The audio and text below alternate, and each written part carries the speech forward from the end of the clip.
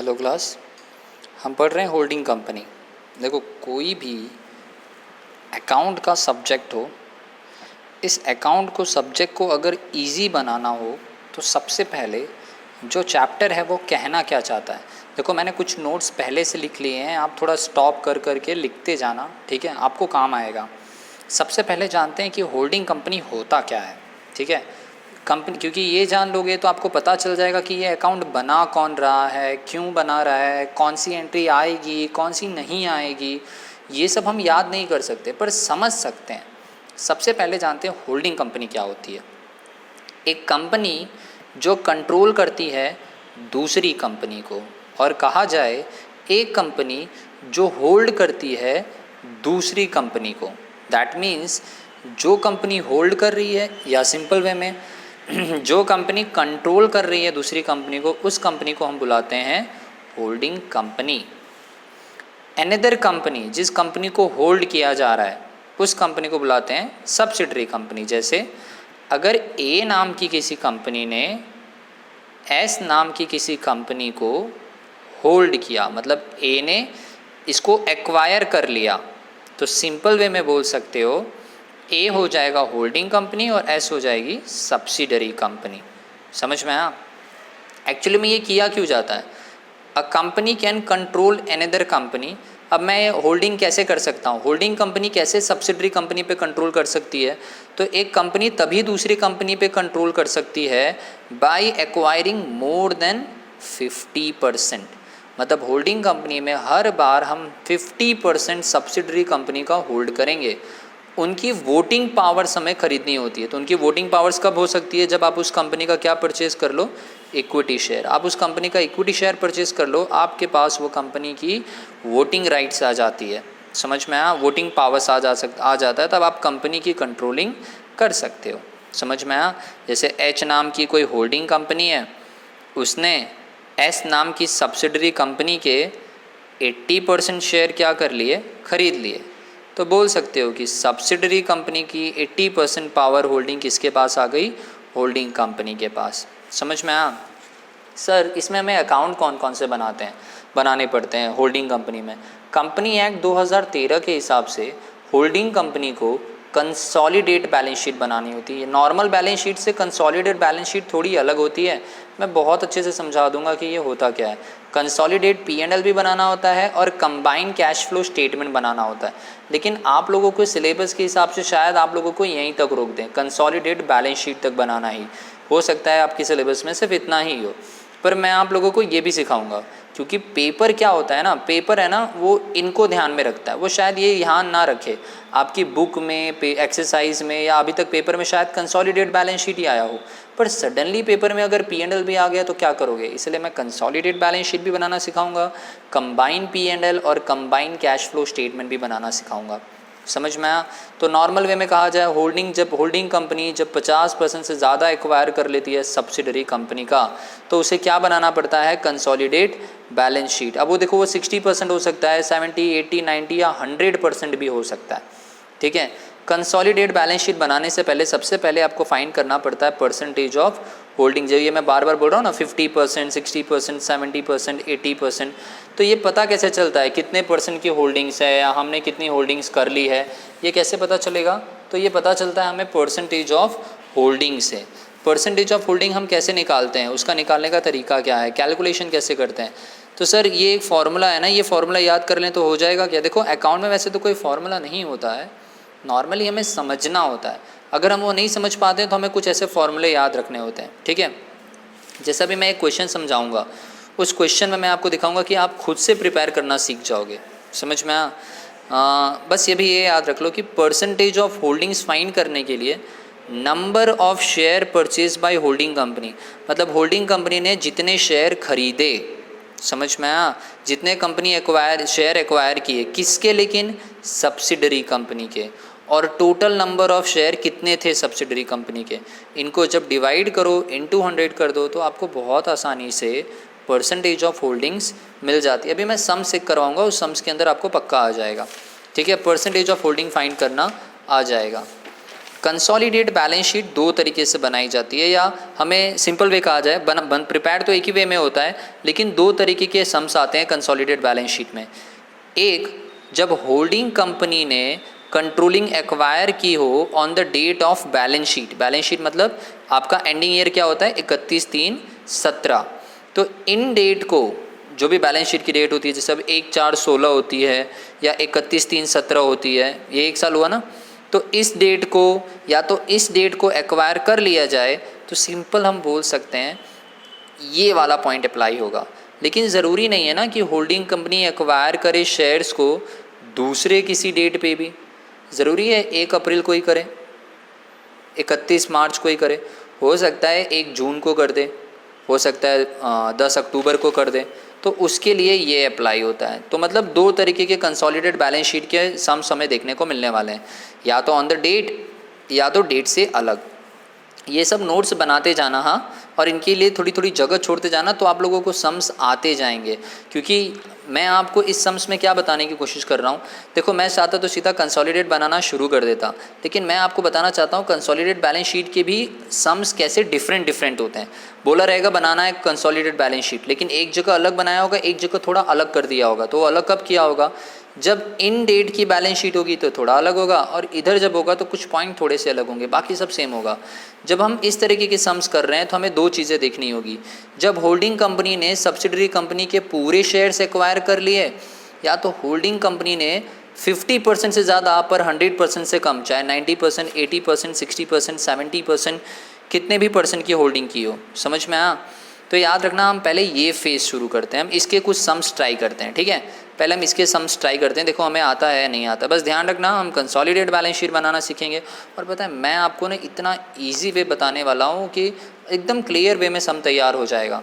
Holding company acquire कर रही है, कंट्रोल कर रही है, लेकिन on the date of balance sheet holding company acquire कर रही है सारे शेयर्स, ठीक है। हम अभी इसका सम करते हैं पहले कि होल्डिंग कंपनी ने एक्वायर कर लिया सारे शेयर्स, ठीक है। तो ये थोड़ा सा एक्टिवली हम समझने की कोशिश करेंगे। क्लियर, समझ में आया सबको यहाँ तक? चलो ये पॉइंट ज़रूरी था, ये हमें पता चलना चाहिए था, ठीक है। हम पहले इसके सम्स करेंगे कि holding company acquires all shares, ठीक है। इसका हम सम लेते हैं एक, फिर हम अच्छे से आगे बढ़ते हैं। इस क्वेश्चन में हम देखेंगे जब होल्डिंग कंपनी एक्वायर कर लेती है पूरे के पूरे शेयर्स, ठीक है। तो उसके लिए आपके पास ये क्वेश्चन अवेलेबल होगा। अगर आपके पास आपकी अकाउंट की बुक है तो देखो उसमें ये क्वेश्चन अवेलेबल होगा। पहले ये क्वेश्चन हम समझते हैं, बहुत अच्छे से ध्यान से सुनना, हाँ, एकदम आराम से शांति से पॉज ले सकते हो, रिपीट कर सकते हो, तो थोड़ा एक्टिवली ध्यान भी देना। अब देखो यहाँ ए लिमिटेड है, एक्वायर्ड लिख ही दिया, सारे शेयर्स बी लिमिटेड के एक्वायर कर लिए कब, 1/4/2018। That means at the end, ये बैलेंस शीट की डेट आ गई, बिटवीन वाली नहीं है, बिटवीन वाला होता तो अलग मेथड होता। ए लिमिटेड को कौन सी कंपनी बोलेंगे हम, होल्डिंग कंपनी या सब्सिडरी कंपनी? अगर ए लिमिटेड एक्वायर कर रहा है तो ए लिमिटेड हो जाएगा होल्डिंग कंपनी। होल्डिंग कंपनी ने एक्वायर किए सब्सिडरी कंपनी के शेयर्स, तो सब्सिडरी कंपनी कौन सी हो जाएगी, बी कंपनी, ठीक है। अब यहाँ दोनों का बैलेंस शीट दे दिया, लिख दिया है, ए का शेयर कैपिटल है 1 लाख, ए का जनरल रिजर्व है 50,000, ए का P&L है 50,000। होल्डिंग कंपनी का तो सब कुछ वैसे का वैसे ही रहता है। क्रेडिटर्स कितने हैं, 30,000। इनके एसेट्स दे दिए। देखो अब यहाँ लिखा है, सर कैसे पता चलेगा कि ए कंपनी ने कितने शेयर्स बी कंपनी के खरीदे? तो याद रखना, ध्यान से सुन लो, ए कंपनी के इन्वेस्टमेंट में दिया जाता है हमेशा, क्योंकि ए कंपनी तो क्या कर रही है, इन्वेस्ट कर रही है ना, समझ में आया। ए कंपनी तो क्या करती है, इन्वेस्ट करती है, किसके अंदर, बी कंपनी के अंदर, समझ में आया। इसीलिए ये पॉइंट बोला गया है, ध्यान से सुन लेना। बैलेंस शीट जो क्वेश्चन में दी होती है उसमें होल्डिंग कंपनी के एसेट साइड के इन्वेस्टमेंट में दिया होता है कि आपने कितने शेयर्स, कितना पैसा इन्वेस्ट किया। तो देखो यहाँ बताया है, shares of B limited at cost, हमने कितने में ख़रीदा, 1,10,000 के हमने इन्वेस्टमेंट किए हैं यहाँ पे, किस कंपनी में, सब्सिडरी कंपनी में। अब ज़रा इधर आते हैं, बी कंपनी के नंबर ऑफ शेयर्स कितने हैं, तो बी कंपनी में टोटल जो शेयर कैपिटल है वो 60,000 है। टोटल जो शेयर कैपिटल है वो 60,000 है। तो भाई देखो 1,10,000 रुपये लगा, मतलब कहीं ना कहीं पूरे शेयर्स कर लिए, कवर कर लिए, मतलब 100% होल्डिंग्स हो गई, 100% होल्डिंग्स हो गई ना। 30,000 इनका जनरल रिजर्व है, 20,000 इनका P&L है, ठीक है, ये 20,000 इनका P&L है। अगर कुछ एडजस्टमेंट ना दिया होता तो 20,000 पूरा का पूरा किसका हो जाता, होल्डिंग कंपनी का हो जाता। भाई अब होल्डिंग कंपनी ने इन्वेस्ट किया है तो होल्डिंग कंपनी इनको कितना दे रही है, 1,10,000 दे रही है ना सुप्रिया, तो 1,10,000 60 अगर दे रही है तो 30,000 ये भी, इसका भी पैसा इसमें आ गया, 20,000 भी। अब होल्डिंग कंपनी इनकी सारी चीज़ें एक्वायर कर ले रही है, तो इनकी लाइबिलिटी भी होल्डिंग कंपनी की हो जाएगी, ये एसेट्स भी जब किसके हो जाएंगे, होल्डिंग कंपनी के हो जाएंगे। एक एडजस्टमेंट दिया था कि 1/4/2018 को P&L अकाउंट जो है बी लिमिटेड का वो क्रेडिट बैलेंस बता रहा है 6,000 और हमें बनाना है अब कंसोलिडेट बैलेंस शीट। समझ में आया हमें क्या प्रिपेयर करना है, कंसोलिडेट बैलेंस शीट। मतलब सिंपल वे में 1/4/2018 का जो P&L अकाउंट था बी लिमिटेड का वो क्रेडिट बैलेंस दिखा रहा है सिर्फ 6,000 का, मतलब जो यहाँ पे ये 20,000 दिखा रहा है, उन्होंने बोला ये सिर्फ कितना दिखाना चाहिए, 6,000। मतलब मैं इसको कट करके 6,000 तो नहीं लिख सकता, समझ में आया। लेकिन जब हम अभी कंसोलिडेट बैलेंस शीट बनाएंगे, इसलिए उन्होंने बोला है कंसोलिडेट बैलेंस शीट, तो उस टाइम पे हमें 6,000 ध्यान में रखना है, समझ में आया। अब देखो मैं पहले आपको एक रफ बैलेंस शीट बना के दिखाऊंगा, फिर मैं आपको उधर से दिखाऊंगा कैसे वर्किंग नोट बनाते हैं, ठीक है। अब नॉर्मली देखो पेपर में हमें लिख दिया जाएगा 2013, ये आ जाता है तो पता है ना आपका वर्टिकल बैलेंस शीट बनता है। वर्टिकल बैलेंस शीट बनता है मतलब, वर्टिकल बैलेंस शीट मतलब पता है ना, पहले लाइबिलिटीज़ और उसके बाद नीचे पूरा एसेट। तो अभी हम अभी मैं आप लोगों को सिर्फ एक रफली बैलेंस शीट बना रहा हूँ, पर इसे याद रखना कि मैं ऐसे बैलेंस शीट बनानी है जो अभी मैं आगे सम्स में सिखाऊंगा ही। अभी मैं सिर्फ एक फॉर्मली के लिए, सिर्फ एक बेसिक के लिए ऐसे सिखा रहा हूँ, पर्टिकुलर, क्योंकि आपको वर्किंग नोट बनाना भी सिखा दूंगा मैं इसमें ही। अमाउंट, पर्टिकुलर अमाउंट, ठीक है, ये मैं सिर्फ अभी नॉर्मली सिखा रहा हूँ, आपको ऐसी बैलेंस शीट नहीं बनानी है, वो तो आपको पूरी वर्टिकल में ही बनानी है। ये तो मैं सिखा रहा हूँ अभी वर्किंग नोट के तरीके से कि कैसे एक सम पे से हम आगे और प्रिपेयर करते हैं। मैं चाहूँ तो सीधा सॉल्व करके दिखा दूँ, आंसर आ जाएगा, खुश हो जाओगे, लेकिन खुश नहीं होना है, पूरा प्रैक्टिकली सीखना है। तो देखो एक बैलेंस शीट बना के दिखा, जैसे इसमें लाइबिलिटी साइड इस साइड पर लिख दे रहा हूँ और ये साइड बना दे रहा हूँ एसेट साइड का, ठीक है। रफली प्रिपेयर किया मैंने ताकि आपको समझ में आए। बाकी लाइबिलिटी इधर और एसेट नीचे आता है, ये मत बोलने लगना कि नहीं सर ने तो ऐसे सिखाया था। सर अभी अच्छे से सिखाएंगे पूरा लाइबिलिटी, पूरा एसेट, लेकिन जो मैं सिखा रहा हूँ वो पूरा सीखने के बाद आपको पता चलेगा यार कितना फ़ायदा था। सबसे पहले आता है शेयर कैपिटल, ठीक है। होल्डिंग कंपनी का नंबर ऑफ़ शेयर्स कितना दिया था, 1 लाख, तो भाई इधर इक्विटी शेयर में आ जाएगा कितना इनका, 1 लाख। होल्डिंग कंपनी का रिजर्व सरप्लस कितना दिया था, जनरल रिजर्व दिया था 50,000, तो ये भी हो गया 50,000। होल्डिंग कंपनी का ही अभी, होल्डिंग कंपनी का P&L दिया था कितना, 50,000, तो होल्डिंग कंपनी का P&L 50,000 लिख दिया। होल्डिंग कंपनी का क्रेडिटर दिया था, होल्डिंग कंपनी का क्रेडिटर कितना दिया है, 1,20,000, ठीक है। होल्डिंग कंपनी की बैलेंस शीट बना दे रहा हूँ अभी मैं। फिर होल्डिंग कंपनी का ही एसेट दिया था, एसेट में उन्होंने हमें क्या दिया है, सन्ड्री एसेट्स, सन्ड्री एसेट्स दिए हुए हैं, सन्ड्री एसेट्स, ठीक है। कितना दे दिया है सन्ड्री एसेट्स उन्होंने हमें, क्वेश्चन में देखोगे तो दे दिया है 1,20,000, तो 1,20,000 लिख दिया। उसके बाद उन्होंने दिया है इन्वेस्टमेंट, ठीक है, ये इन्वेस्टमेंट कितना है, तो क्वेश्चन में लिखा है 1,10,000, समझ में आया। इन्वेस्टमेंट क्वेश्चन में लिख दिया है कितना, 1,10,000, ठीक है। इन्वेस्टमेंट हमने किस में किया था, सब्सिडरी कंपनी में, 1,10,000 का, समझ में आया। तो अगर हमने 1,10,000 इन्वेस्ट किया तो इसके बदले हमें क्या क्या मिला है, ठीक है। इन्वेस्टमेंट जब हमने किया तो इसके बदले हमें क्या क्या मिला है, जब हमने इन्वेस्टमेंट किया है 1,10,000 का, तो अब जो जो चीज़ें किसकी थी, सब्सिडरी कंपनी की, अब वो किसकी हो जाएंगी, होल्डिंग कंपनी के, समझ में आया। तो जो शेयर कैपिटल था 60,000, अब वो किसका हो गया, होल्डिंग कंपनी का। जो रिज़र्व था क्वेश्चन में दिया है 30,000, वो अब किसका हो जाएगा, होल्डिंग कंपनी का। जो P&L दिया था 20,000, अब वो किसका हो जाएगा, सब्सिडरी कंपनी का, समझ में आया। आप इनको अगर टैली करोगे तो आपका बैलेंस शीट टैली हो जाएगा। समझ में आया? जो इनके एसेट्स थे, अब ये एसेट्स से किसके हो जाएंगे भाई? अब सब कुछ ले लिया है होल्डिंग कंपनी ने, तो ये एसेट भी जो कंपनी के थे 1,30,000 वो इनके हो जाएंगे।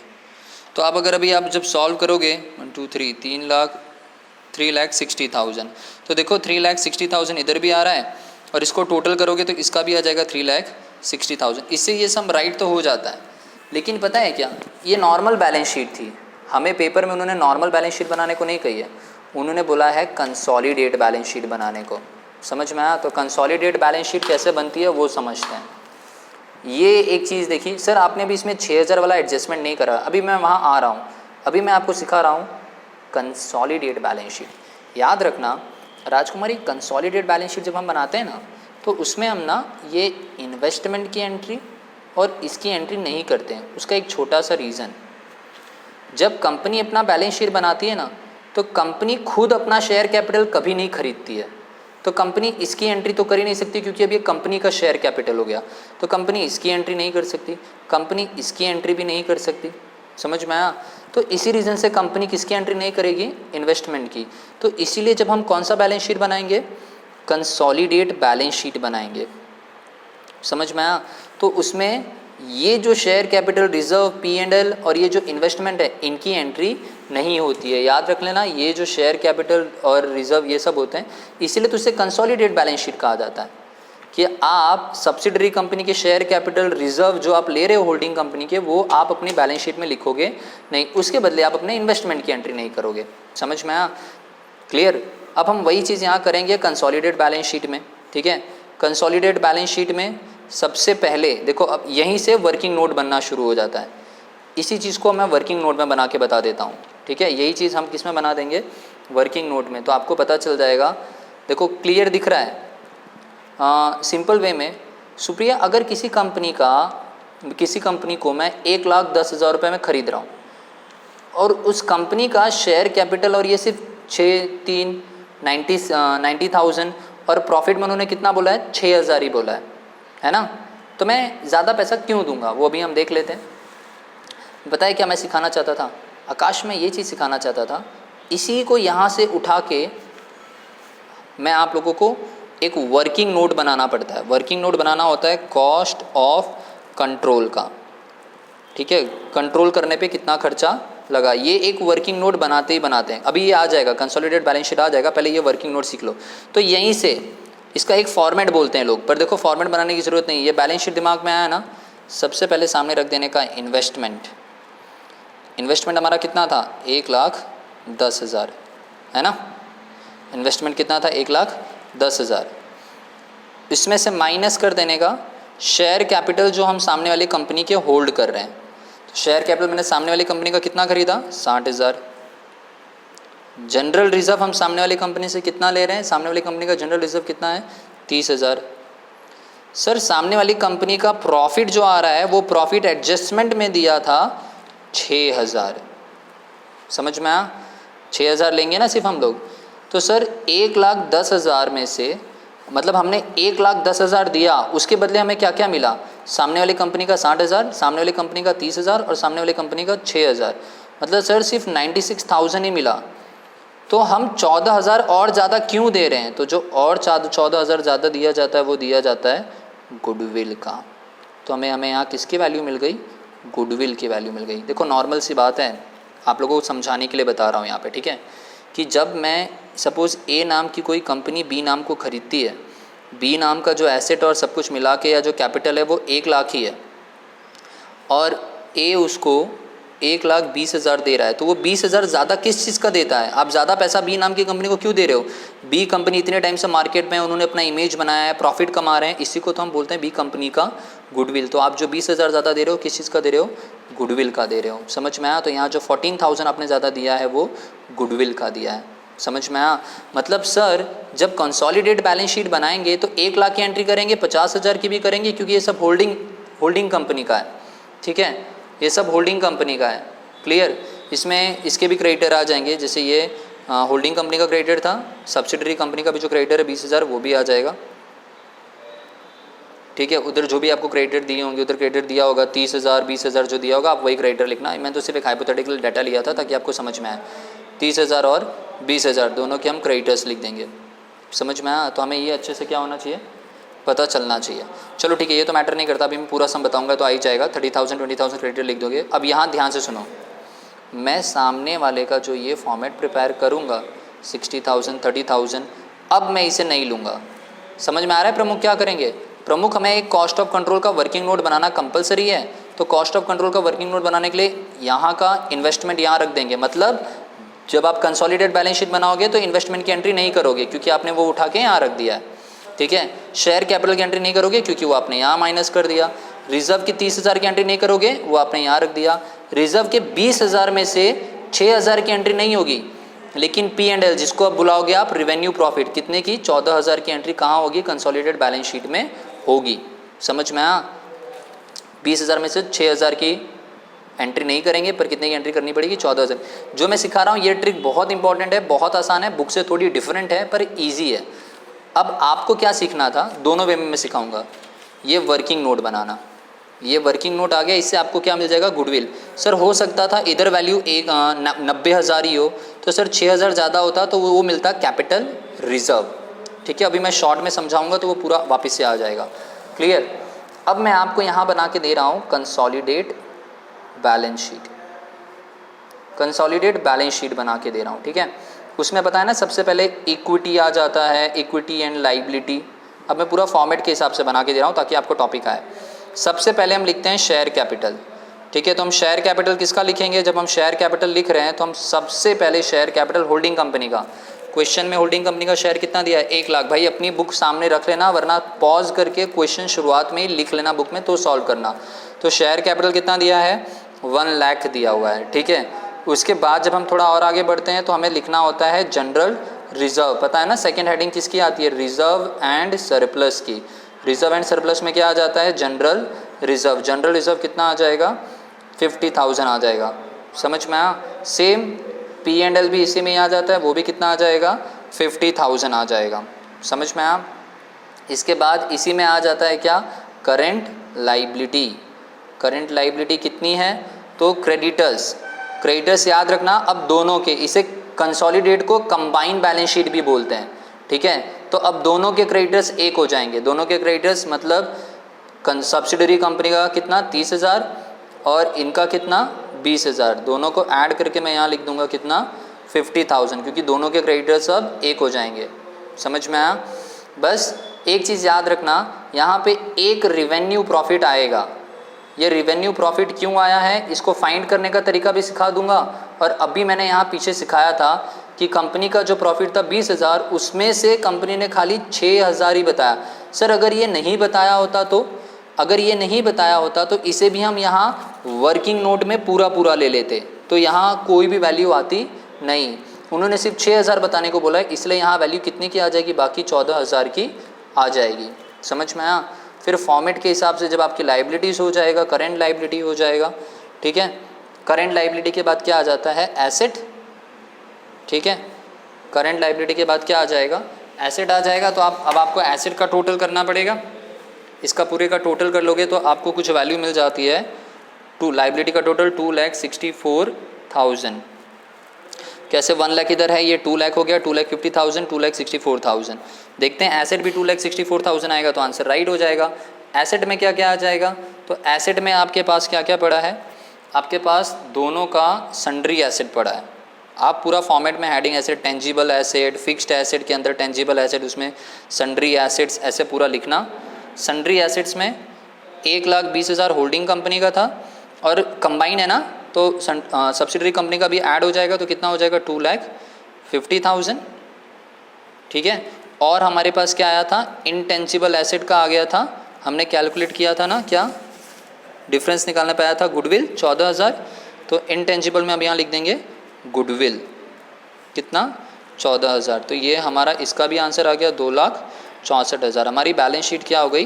टैली हो गई। देखो मैंने आपके पास बुक में लोगों ने अलग अलग घुमा के अलग अलग तरीके से सॉल्व किया है, पर मैंने आपको जो ये बताया आप इससे फाइंड आउट कर सकते हो। ठीक है, आपको एक ये वर्किंग नोट बनाना ज़रूरी है। इसके लिए मैंने ना आपको ये एक चीज़ यहाँ सिखाई कि एक रफ़ जब प्रिपेयर करोगे तो आपको आइडिया आ जाएगा कि इन्वेस्टमेंट और ये सब चीज़ें। अगर किसी को ये रफ़ बनाने की ज़रूरत नहीं है, मन नहीं कर रहा है ये बनाने का, तो कंसोलिडेट बैलेंस शीट बनाने का इसमें जो सब्सिडी, ये पूरा फॉर्मेट याद रख लेना, ये बनाना ही पड़ता कंपलसरी, ये पूरा फॉर्मेट याद रख लो। फिर सबसे पहले इन्वेस्टमेंट जो दिया ही रहेगा होल्डिंग कंपनी के साइड पे, उसके बाद सब्सिडरी कंपनी के, इधर में लिख लो शेयर कैपिटल किसका, सब्सिडरी कंपनी का, रिजर्व सरप्लस भी किसका, सब्सिडरी कंपनी का, P&L भी किसका, सब्सिडरी कंपनी का। देखो यहीं पे ध्यान से सुन लो, अगर ये 6,000 की एंट्री नहीं होती तो ये पूरा 20,000 आता, पर वहाँ बोला है खाली 6,000 ही, समझ में आया, सिर्फ 6,000 ही एडजस्टमेंट में, इसलिए सिर्फ 6,000 लिखा, नहीं तो पूरा 20,000 लिखता। क्लियर। अब वही चीज़ यहाँ पे आ जाओगे, पूरा रिवाइज करा दे रहा हूँ मैं। अगर आपको फाइंड आउट करना सीखना हो कि सर रिवेन्यू प्रॉफिट, तो रिवेन्यू प्रॉफिट का भी वर्किंग नोट बना सकते हो। रिवेन्यू प्रॉफिट का वर्किंग नोट क्या होगा, तो सिंपल सी चीज़ है, जो भी टोटल प्रॉफिट होगा किसका, या टोटल प्रॉफिट बोल सकते हो या तो क्लोजिंग बोल सकते हो किसका, P&L का। कितना दिया है क्वेश्चन में, 20,000, आपकी बुक में मिस्टेक है, वहाँ 30,000 लिखा है, उसको सुधार लेना, 20,000 है, ठीक है। माइनस कर देंगे जो भी P&L हमने परचेज किया होगा शेयर के साथ। अब ये शेयर के साथ किसका हो गया, एडजस्टमेंट जब आप रीड करोगे तो उधर बोला है उस डेट पे, जिस डेट पे हमने बैलेंस शीट में से शेयर खरीद लिए हैं, कंपनी को खरीद लिया है, उस दिन का प्रॉफिट दिखा रहा है 6,000, तो वो इसमें से माइनस हो जाएगा, तो बचेगा 14,000। ये होगा आपका रिवेन्यू प्रॉफिट जो रिजर्व और सरप्लस में आता है। तो रिजर्व सरप्लस में रिवेन्यू प्रॉफिट करके 14,000 लिख दिया, समझ में आया। तो ये पॉइंट को ईजिली समझ लेना, हमारा बैलेंस शीट क्या हो जाता है, टैली हो जाता है। पहले इतनी की प्रैक्टिस अच्छे से करना, तो मैं थोड़ा और आगे अब माइनॉरिटी इंटरेस्ट वाला टॉपिक भी सिखाऊंगा। अब यहाँ से बस एक चीज़ याद रखना, कॉस्ट ऑफ कंट्रोल का जब वर्किंग नोट बना रहे हो तो हो सकता है अगर इधर 90,000 आ जाता और ये 96,000 होता तो इधर आता कैपिटल रिजर्व, और कैपिटल रिजर्व की एंट्री हो जाती रिजर्व एंड सरप्लस में। इतनी चीज़ों को नोट कर लो, प्रैक्टिस कर लो, मैं और चीज़ें अपलोड कर रहा हूँ, अगर समझ में आता है तो ज़रूर बताना, ठीक है। कमेंट ज़रूर करना, रिप्लाई ज़रूर देना कि टॉपिक समझ में आया नहीं आया, और जो नहीं समझ में आएगा फिक्र नहीं करना, मैं बुला के समझा दूँगा। Thank you.